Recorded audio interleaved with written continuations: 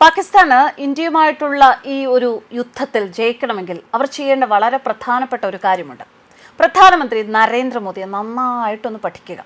അദ്ദേഹത്തിന്റെ സംഭാഷണത്തിനിടയിൽ അദ്ദേഹം പറയാതെ വിടുന്ന ചിലതുണ്ട്. അത് ഡീകോഡ് ചെയ്യാൻ പാകിസ്ഥാന് സാധിക്കുമോ? എന്നാൽ നിങ്ങൾക്ക് ജയിക്കാം. യുദ്ധവിദഗ്ധർ പറയുന്നത് അങ്ങനെയാണ്.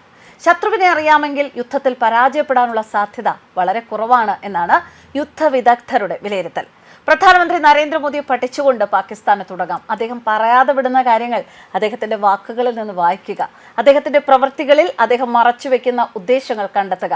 ഇടത്തോട്ട് പോകുന്നു എന്ന് പറഞ്ഞാൽ വലത്തോട്ട് പോകുന്ന മോദി ഇടത്തോട്ടെന്ന് തെറ്റിദ്ധരിപ്പിച്ച് വലത്തോട്ട് പോയി സംഹാരം നടത്തുന്ന നയവിദഗ്ധനാണ്. ആ നയം നരേന്ദ്രമോദിക്ക് മാത്രം സ്വന്തം. നമുക്കറിയാം, പഹൽഗാമിലേറ്റ ആ ഒരു മുറിവിന് ഓപ്പറേഷൻ സിന്ദൂറിലൂടെ കണക്ക് ചോദിച്ചിരിക്കുകയാണ് ഭാരതം.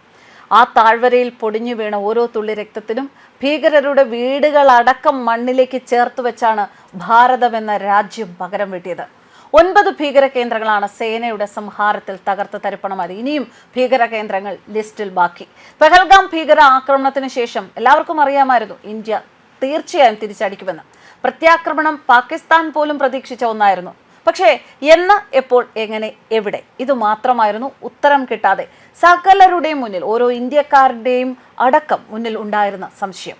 മോദിയുടെ ഇന്ത്യ മറുപടി കൊടുക്കാതെ അടങ്ങില്ല എന്ന് പാകിസ്ഥാനും അറിയാമായിരുന്നു, ഓരോ ഇന്ത്യക്കാരനും അറിയാമായിരുന്നു. അങ്ങനെ അറിഞ്ഞുകൊണ്ട് തന്നെ പാകിസ്ഥാൻ പ്രകോപനം തുടരുകയും ചെയ്തു. എന്നാൽ പ്രഹരത്തിനുള്ള പദ്ധതികളോ അത് അണിയറയിൽ വളരെ കൃത്യമായും വ്യക്തമായും നരേന്ദ്രമോദിയുടെ മികവാർന്ന ആസൂത്രണത്തിൽ നടക്കുന്നുണ്ടായിരുന്നു. ഇടത്തേക്ക് നീങ്ങുന്നു എന്ന തോന്നലുണ്ടാക്കി വലത്തോട്ട് പോകുന്ന അതേ തന്ത്രം അത് തന്നെയാണ് നരേന്ദ്രമോദി ഇത്തവണയും ഈസിയായി നടപ്പാക്കിയത്. ഇന്ത്യ മറ്റെന്തിലോ ശ്രദ്ധ കേന്ദ്രീകരിക്കുകയാണ് എന്ന തോന്നൽ ലോകരാഷ്ട്രങ്ങളിൽ പോലും ഉണ്ടാക്കി. ഇന്ത്യക്ക് ഇനിയും സമയം വേണം എന്നുള്ള ഒരു തോന്നൽ ഇന്ത്യക്കാരിൽ പോലും ഉണ്ടായി. സംശയങ്ങൾ ഉയർന്നു എങ്കിലും ജനം നരേന്ദ്രമോദിയിലുള്ള വിശ്വാസം അപ്പോഴും കൈവിട്ടില്ല. ബാലാക്കോട്ട് ആക്രമണത്തിന് മുൻപും ഇതേ നീക്കങ്ങളായിരുന്നു നരേന്ദ്രമോദിയുടേത്. സർക്കാരിന്റെ ശ്രദ്ധ ജനങ്ങളുടെ സുരക്ഷയിലാണെന്നും പൗരന്മാരോട് സജ്ജമായിരിക്കാനും ആവശ്യപ്പെട്ട് ശാന്തപൂർണമായ നീക്കങ്ങൾ. ഫെബ്രുവരി 16 പുൽവാമ ഭീകര ആക്രമണത്തിനുള്ള പ്രത്യാക്രമണം നടന്നത് 2019 ഫെബ്രുവരി 26. എന്നാൽ നരേന്ദ്രമോദി ഒരു കൂസലുമില്ലാതെ 25-ാം തീയതി ഒരു പൊതുചടങ്ങിൽ പങ്കെടുത്ത് അദ്ദേഹം സംസാരിക്കുന്ന വിഷയങ്ങൾ അത്രയും ഇന്ത്യ എങ്ങനെ വികസിക്കണമെന്നും 2047 എന്ത് ചെയ്യണം എന്നുള്ള കാര്യങ്ങളൊക്കെയായിരുന്നു. പക്ഷെ ആ സമയത്ത് അണിയറയിൽ ഇന്ത്യൻ വിമാനങ്ങൾ ആക്രമണത്തിനുള്ള ടേക്ക് ഓഫ് നടത്തുകയായിരുന്നു. എന്നാൽ അദ്ദേഹത്തിന്റെ മുഖത്ത് ഒരാശങ്കയുടെ ചുളിവോ സംശയത്തിന്റെ ഛായയോ പോലും കാണപ്പെട്ടില്ല.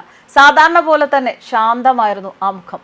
കൊടുങ്കാറ്റിനെ നേരിടുമ്പോൾ ശാന്തതയും തീജ്വാലയിൽ ധൈര്യവും കാണിക്കുക എന്നത് എല്ലാവർക്കും സാധിക്കുന്ന ഒന്നല്ല. അത് മഹാനായ നേതാക്കന്മാർക്ക് മാത്രമേ സാധിക്കുകയുള്ളൂ. അവരുടെ അടിസ്ഥാന ഗുണങ്ങളാണെന്ന് മനഃശാസ്ത്രജ്ഞർ വിലയിരുത്തുന്നു.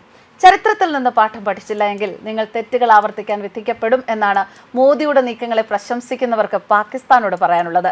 ബലാക്കോട്ടിന് മുമ്പുള്ള പ്രധാനമന്ത്രി മോദിയുടെ പെരുമാറ്റം പാകിസ്ഥാൻ ഒന്ന് വിശകലനം ചെയ്തിരുന്നെങ്കിൽ മെയ് 6-7 തീയതികളിൽ ഇന്ത്യ നിയന്ത്രണ രേഖയ്ക്ക് അപ്പുറത്തുള്ള 9 ലക്ഷ്യങ്ങൾ ആക്രമിച്ചപ്പോൾ ഒരു നിശബ്ദ കാഴ്ചക്കാരനെ പോലെ നോക്കി നിൽക്കേണ്ടി വരില്ലായിരുന്നു. അദ്ദേഹത്തിന്റെ പ്രസംഗം എന്താണ് സംഭവിക്കാൻ പോകുന്നത് എന്നതിന്റെ ഒരു മറഞ്ഞിരിക്കുന്ന സൂചനയെ കാണാൻ സാധിക്കും. ഒരു സമർത്ഥന് മാത്രമേ പ്രധാനമന്ത്രി മോദി ഉള്ളിൽ കുലുങ്ങുന്ന ചിന്തകൾക്ക് വാക്കാലുള്ള സൂചനകൾ നൽകുന്നു എന്ന് മനസ്സിലാക്കാൻ സാധിക്കും. എന്തായാലും ഇത്തവണത്തെ ഇന്ത്യയുടെ ഏറ്റവും വലിയ വ്യാജ പ്രചരണം രാജ്യത്തുടനീളം യുദ്ധാഭ്യാസങ്ങളും മോക്ക് ഡ്രില്ലും പ്രഖ്യാപിച്ചതാരും തങ്ങൾക്കിനിയും സമയമുണ്ടെന്ന ഒരു തോന്നൽ പാകിസ്ഥാന് നൽകാനുള്ള ട്രിക്ക് അതുമാത്രമല്ല, അതൊരു മോദി മാജിക്കാണ്. ഉന്നത പ്രതിരോധ ഉദ്യോഗസ്ഥരുമായും മന്ത്രിമാരുമായും പ്രധാനമന്ത്രി ഒരുപാട് തവണ കൂടിക്കാഴ്ചകൾ നടത്തിയപ്പോഴും പൊതുപരിപാടികളിലും ഉദ്ഘാടനങ്ങളിലും അദ്ദേഹം കൂസലില്ലാതെ പങ്കെടുത്തു. ഇന്ത്യയിൽ കാര്യങ്ങൾ പതിവ് പോലെ നടക്കുന്നുണ്ട് എന്ന് കാണിക്കാൻ ഒരു വ്യാപാര കരാർ പോലും പ്രഖ്യാപിച്ചു. ഏറ്റവും ഒടുവിൽ രാജ്യം ആഗ്രഹിച്ചത് തന്നെ സംഭവിച്ചു. സ്ത്രീകളുടെ സിന്ദൂരം മായ്ച്ചവർക്ക് ഓപ്പറേഷൻ സിന്ദൂറിലൂടെ കനത്ത മറുപടി. ശരിക്കും ഇത് ഒരു മാജിക് തന്നെയാണ്. നരേന്ദ്രമോദിക്ക് മാത്രം സാധ്യമാകുന്ന